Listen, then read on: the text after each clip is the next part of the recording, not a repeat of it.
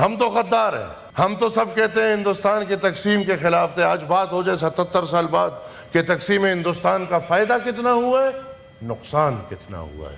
Judiciary بات کرتی ہے ایک ISI کی کرنیل کی,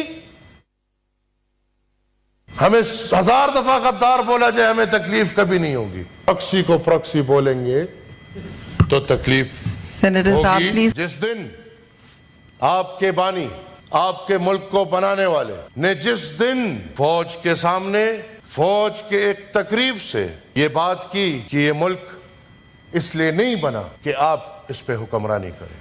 مسئلہ آپ کا شروع ہوتا ہے 47 میں. ہندوستان آزاد ہوتا ہے اور پاکستان بنتا ہے. میری بات سے اگر کسی کو تکلیف ہو, میں واضح کر دوں کہ میں اس وطن میں, اس ملک میں غدار ابن غدار کا بیٹا ہوں, اور میں سمجھتا ہوں کہ آج کی تقریر کے بعد شام میں کہیں میں بھی چوتھی نسل میں اس نعرے سے گزروں گا. تاریخ حقیقت ہوتی ہے اور تاریخ سے آنکھیں پھیرنا, حقیقت سے آنکھیں پھیرنا آپ کو کبھی بھی مستقبل میں صحیح راستے پہ نہیں لے کر جا سکتا. یہ بہت بڑی بحث ہے اور اس بحث کے لیے میں تیار ہوں, کیونکہ نیشنل اسمبلی کے باہر ایک دفعہ اجلاس بلایا گیا تھا اور جناب خان عبدالولی خان مرحوم گاڑی کی ڈگی کتابوں سے بھر کے لائے تھے. اس لیے لائے تھے کہ آئے آج بات کرتے ہیں کہ پاکستان بنا تھا, کہ پاکستان آزاد ہوا تھا. جب آپ 47 میں آزاد نہیں ہوئے, آج آپ آزادی کا رونا رو رہے ہیں. کیا ایمان کی بات کریں سب لوگ, یہ جناب پاکستان کا قائد اعظم محمد علی جناح صاحب کتنی قدر کرتے ہیں؟ کیا پاکستانی قدر کرتے ہیں ان کی کہ نہیں کرتے؟ تو مجھے تو یہ تصویر بھی قید لگ رہی ہے. یہ تصویر اس دن قید ہو گئی جس دن جناب محمد علی جناح صاحب نے رول آف لا کی بات کی. جس دن آپ کے بانی,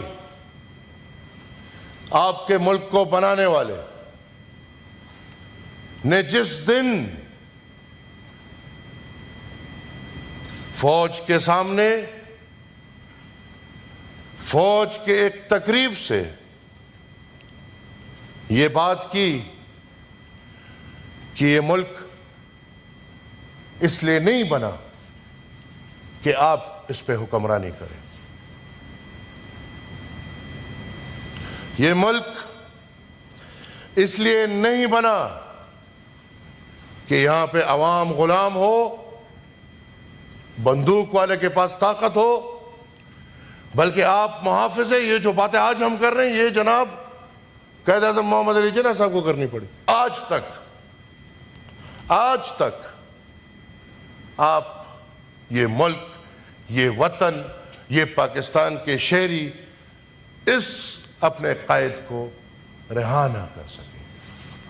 آپ کو پتہ ہے پاکستان میں جو پھر قید ہوئے ہیں تو ان پہ ایک ایسی قید لگا ہے کہ آپ پاکستان میں جناب محمد علی جناح صاحب پہ ریسرچ نہیں کر سکتے. تو آئے, آزادی کی بات ہو رہی ہے, ہم تو غدار ہیں. ہم تو سب کہتے ہیں ہندوستان کی تقسیم کے خلاف تھے. آج بات ہو جائے 77 سال بعد کہ تقسیم ہندوستان کا فائدہ کتنا ہوا ہے, نقصان کتنا ہوا ہے. ہم تو چلیں غدار ہیں، لیکن آپ میرے معزز اراکین آج جوڈیشری اور ملٹیبلشمنٹ کے لڑائی سے نکل کے کیا میں آپ کے لیے یہ بات اٹھانے کو تیار ہوں، میرے ساتھ کھڑے ہونے کو تیار ہے کہ آج یہ ایوان یہ مطالبہ کرے کہ جو پابندی پاکستان میں جناب محمد علی جناح صاحب کے اوپر ریسرچ کرنے پہ لگی ہے یہ کھول دی جائے، اور میرے سمیت سب کو یہ موقع ملے کہ ہمیں پتہ چلے کہ ہمارے قائد، ہمارے رہبر، ہمارے اس ملک کے بانی محمد علی جناح صاحب کون تھے۔ بدقسمتی سے یہاں پہ کھیل بینیفیشریز کا اور افیکٹیز کا چلتا آ رہا ہے۔ کل کا بینیفیشری آج کا افیکٹی ہوتا ہے، کل کا افیکٹی آج کا بینیفیشری ہوتا ہے۔ جب وہ بینیفیشری ہوتے ہیں وہ ان کو سب قابل قبول ہے، پھر ملک کے ساتھ جو ہو خیر ہے، ہم نے مسنگ پرسن کی بات نہیں کرنی۔ یہ ابھی بدقسمتی سے قصہ مسنگ پرسن سے شروع ہوا، لڑائی میں آخر میں سینٹ اور یا پارلیمان اور عدالت کو آمنے سامنے ہونا پڑا۔ 12 اگست 1948 ٹھیک پاکستان بننے کے 1 سال بعد، جیسے میں نے آپ کو ذکر کیا کہ خدائی خدمتگاروں کی حکومت ختم کر کے ان کو جیلوں میں ڈال دیا گیا، اس بیچ باچا خان اور قائد اعظم کا رابطہ ہوا، اور قائد اعظم نے یہ فیصلہ کیا کہ میں باچا خان کے پاس آؤں گا، خدائی خدمتگار مرکز ہمارا سردریاب، لیکن کریکٹرز تھے۔ وہ باچا خان جو پارلیمان میں آ کے وہ لاز لیتے کہ میں تقسیم ہند کے خلاف تھا، لیکن آج جب پاکستان بن گیا، پاکستان ایک حقیقت ہے، تو آئیں اس پاکستان کو بناتے ہیں۔ اور وہ انہوں نے اپنی ساری سروسز، خدائی خدمتگاری کی جتنی بھی سروسز تھی، وہ پاکستان بنانے کے لیے محمد علی جناح صاحب کے سپرد کی۔ این اس وقت جب محمد علی جناح صاحب سردریاب آ رہے تھے تو قیوم خان نے کہا کہ آپ کو مار دیں گے۔ خدائی خدمتگار اکٹھے ہوئے ہیں، وہ آپ کو مار دیں گے۔ خدائی خدمتگار پشاور سے سردریاب تک تیاری میں پکڑے ہوئے تھے کہ مہمان آ رہے اور آج ہم ایک نئے موڑ پہ جائیں گے۔ مہمان نہیں آیا، مایوسی ہوئی، سٹرائک میں بدل گیا، سب کو پکڑ لیا۔ 12 اگست 1948 ہمارے پختون بھائی بہنیں وہ کہتے کہ یار یہ انگریز کو تو نکالنے میں ہمارا بے بنیاد نکل گیا۔ انگریز کو کس نے نکالا؟ جی 2:30 بج رہے ہیں۔ انگریز کو کس نے نکالا؟ انگریز کو فوجی نے تو نہیں نکالا، یہ تو فوجی تھے، تب بھی سلوٹ، آج بھی سلوٹ، ان کو تو تنخواہ اس کی مل رہی ہے۔ انگریز کو تو نکالا قوم نے۔ پختونخوا میں خدائی خدمتگار نکلے، ان کو ہم نے نکالا، ملک کو آزاد کیا۔ اس آزادی میں بھی ہمارا نقصان ہوا، ملک بنا، آزاد تو نہیں ہوا، جب ملک بن گیا پھر بھی نقصان۔ تو انہوں نے سوچا کہ بھئی ہمارے سب لیڈران قید ہیں، لہٰذا ہم ایک سٹرائک کرتے ہیں۔ اور وہ سٹرائک بھی کسی کے پاس بندوق نہیں، کسی کے پاس کچھ بھی نہیں، ایک پرامن خدائی خدمتگاروں کے بارے میں جس نے بھی پڑھا ان کو پتہ ہے کہ وہ عدم تشدد کے پیروکار تھے، اور وہ عدم تشدد پہ ان کا سارا نظریہ تھا۔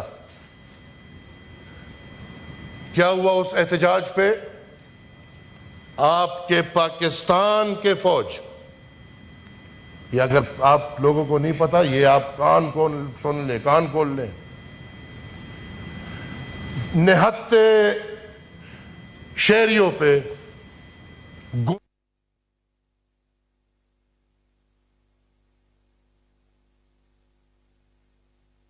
ہمارے 4 سدہ کے عورتیں بچے گھروں سے نکل آئے کہ خدا کا خوف کریں، گودوں میں اپنے بچے لے کے آگے، سروں پہ قرآن نکل کے لے آئے کہ آپ کیا کر رہے ہیں؟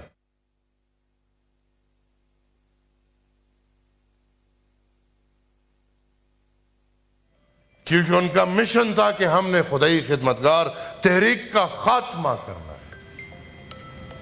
آج تک ہم بھی اس ملک میں زندگی گزار رہے ہیں، ہمیں بھی یہ گلہ ہے، ایک ایک شہید کو ہم یاد کرتے ہیں۔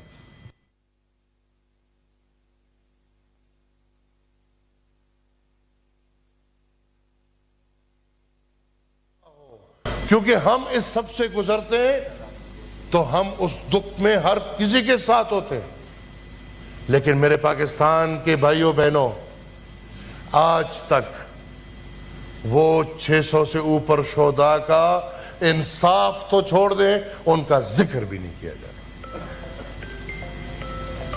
مشرق علوم کے اسٹوڈنٹس بیٹھے ہیں، کہیں کتابوں میں بھی یہ بات نہیں سنی ہوگی۔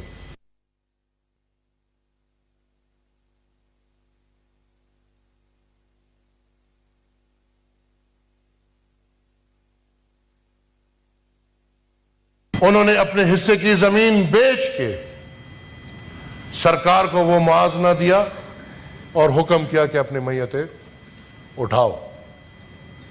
پھر ہم پختون قوم، بلکہ یہاں پہ سب قومیں ہیں جو بیٹھے ہیں، ہماری غمی اور خوشی واضح ہے۔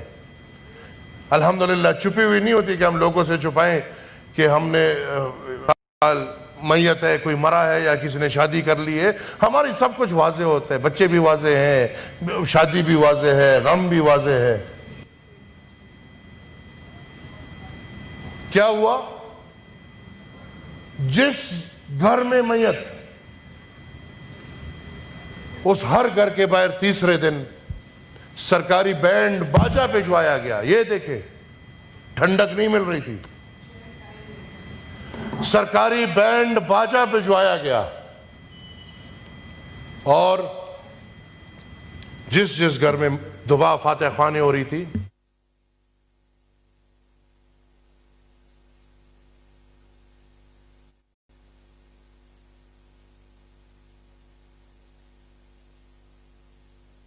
اور آج جس مینڈیٹ کی بات ہو رہی ہے، تو اسی مینڈیٹ کی خاطر جب ہمیں یہ شوق چس کہ نہیں بھائی پنجاب پاکستان ہے اور پاکستان پنجاب ہے اور اس کے علاوہ پاکستان کچھ نہیں ہے، ہم نے بنگال کے مینڈیٹ کو نہ مانتے ہوئے ہم نے اپنے آتے ملک کو، اگر آج یہ بات ہوتی ہے کہ پاکستان تقسیم ہو اور آدھا پاکستان ہم سے جدا ہو کے بنگلہ دیش بن گیا، اس کی کیا وجہ ہے؟ یہی وجہ ہے کہ آپ ان کو مینڈیٹ دینے کو تیار نہیں تھے۔ یہی وجہ ہے کہ آپ ان کو ایک مظلوم محکوم قوم کی طرح تصور کر رہے تھے، جس طرح آج آپ پختون کو، بلوچ کو، سرائکی کو، مہاجر کو، سندھی کو، بلکہ پنجاب میں بہت لوگوں کو، کشمیری کو، گلگتی کو، جو جس طرح کنسیڈر کیا جاتا ہے، کیا ملا آپ کو؟ آپ کا ملک دو لخت ہو گیا، اور جب ملک دو لخت ہو گیا، بنگلہ دیش میں اس سال 90,000 سے اوپر اللیجیمیٹ بچے پیدا ہوئے۔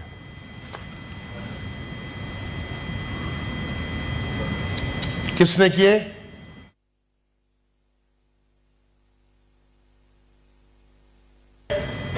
وہ اس وجہ سے بچی ہے کہ وہ بنگلہ دیش میں نہیں تھی، اس وقت باہر پڑھائی کے لیے گئی۔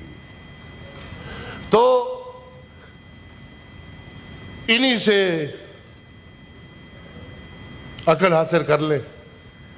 ہم آج پھر اس نیت پہ پہنچے ہوئے، آج اس طرف والے، اس طرف والے، اس طرف والے، ہر طرف والے الیکشن کو داندھی شدہ سمجھ رہے ہیں اور مانتے ہیں۔ جو بھی ہے، وہ اس طرف والے ہیں، وہ اس طرف والے ہیں، وہ کہیں کے بھی ہیں، اور الیکشن داندھی شدہ مطلب آپ عوام کا مینڈیٹ ماننے کو تیار نہیں۔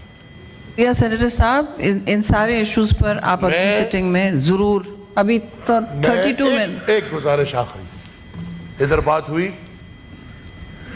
میں نے پھر سب کا ٹائم جو وعدہ کیا تھا نہیں ہو سک رہا ہے کیونکہ ان سے میں نے رؤوف حسن پہ رپورٹ مانگی اس طرح تو ہم بحث کرتے رہیں گے جی نہیں مائک بند ہو جائے گا نہیں بحث نہیں کرتے رہے کوئی ہماری آواز ویسی بہت اچھی پلیز آپ وائنڈ اپ کر لیں مائک کی ضرورت ہمیں نہیں ہے کسی نے 32 منٹس نہیں لیے سینیٹر ہم صاحب مائک کو پیٹ کر کے بات گزارش ہے جی پلیز آج کیوں ہم زبردستی ایک پرائی لڑائی میں گھس رہے ہیں جوڈیشری کو پرابلم تھا مسنگ پرسن سے اور مسنگ پرسن بھی بھائی ہم بھی عجیب لوگ ہیں سلیکٹیو مسنگ پرسن ہے بھائی 100 لوگ مس ہو گئے کوئی مسئلہ نہیں ایک مس ہو گیا ہنگامہ برپا کر دیا ایک مل گیا مسئلہ حل 32,000 مسنگ ہے بھائی خیر ہے کوئی مسئلہ نہیں یہ کیا ملک ہے ترجیحات کیا ہے اور پھر جوڈیشری بات کرتی ہے ایک ISI کی کرنیل کی